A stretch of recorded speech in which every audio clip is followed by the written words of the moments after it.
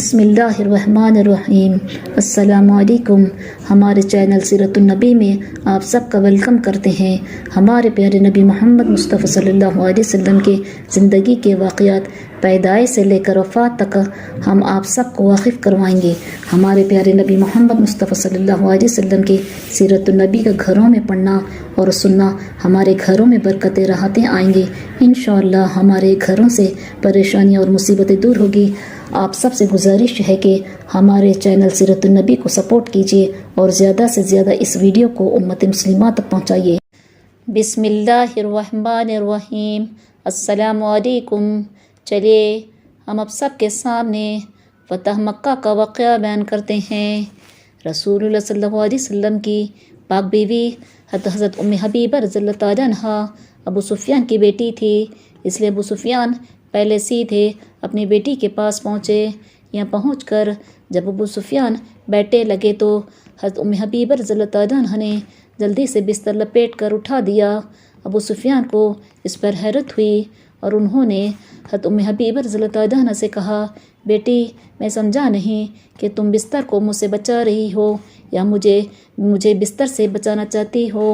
حضرت ام حبیبہ رضی اللہ تعالیٰ عنہ نے فرمایا، نہیں بلکہ یہ نبی کا بستر ہے اور تم ناپاک مشرک ہو۔ ابو سفیان کو بیٹی کا یہ جواب سن کر بہت غصہ آیا اور انہوں نے کہا، خدا کی قسم تو مجھ سے الگ ہونے کے بعد بگڑ گئی ہے۔ ابو سفیان غصے میں بیٹی کے پاس سے چلے گئے۔ اب وہ سیدھے رسول اللہ صلی اللہ علیہ وسلم کے پاس آئے اور آپ سے کہا، میں حدیبیہ کی صلح کے وقت موجود نہیں تھا، اس لیے آپ معاہدے کی کچھ مدت بڑھا دیجیے۔ رسول اللہ صلی اللہ علیہ وسلم کو قریش کی غداری پر بہت غصہ تھا، اس لیے آپ نے کوئی جواب نہیں دیا۔ ابو سفیان نے بار بار کہا مگر حضور صلی اللہ علیہ وسلم نے کوئی جواب نہیں دیا۔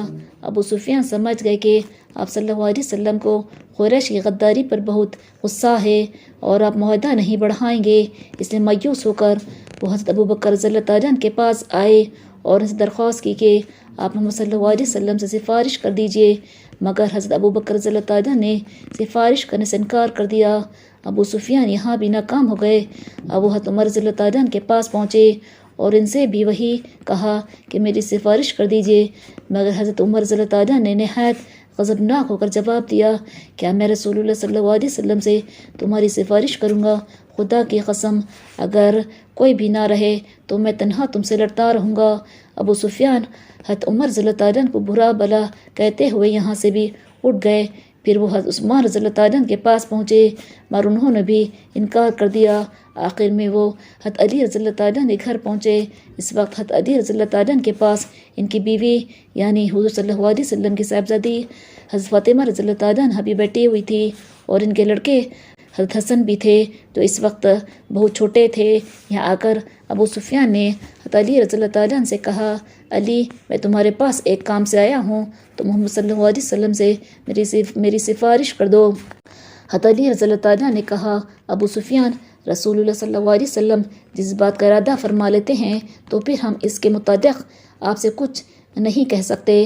اب ابو سفیان حضرت فاطمہ رضی اللہ تعالیٰ عنہ کی طرف مڑے اور ان سے کہنے لگے، تم اپنے اس بچے سے ہماری سفارش کرا دو، اس طرح عمر بھر کے لیے یہ بچہ عرب کا سردار کہلائے گا۔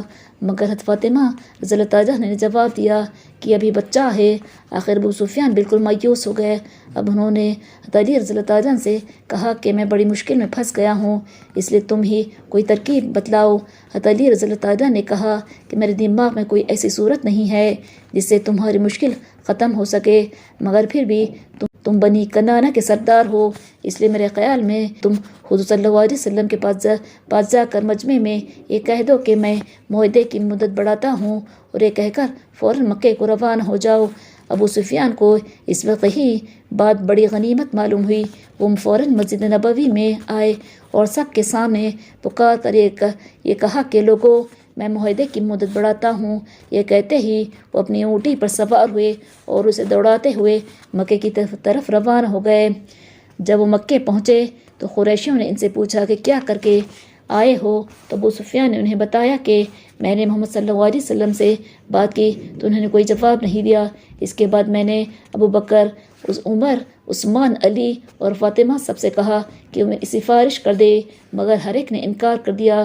صرف علی رضی اللہ تعالیٰ نے ایک مشورہ دیا کہ میں مجمع میں معاہدے کی مدت بڑھانے کا اعلان کروں، میں وہی کر کے آ گیا ہوں۔